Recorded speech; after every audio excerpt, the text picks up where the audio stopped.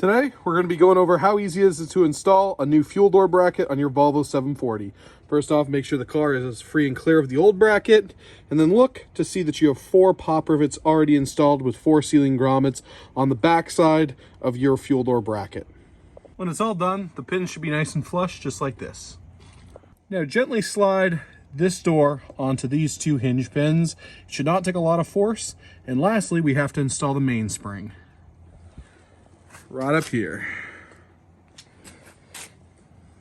It's going to go into these 2 small holes. One right there and one right there. When installed, it should look somewhat just like this. Now we need to push that down and hook it through these 2 loops right there and there. The best method is to use your thumb to press right on the center until it snaps onto those 2 hooks. And when you're done, it should be just like that. Now to polish off the side of this car and make it look like new.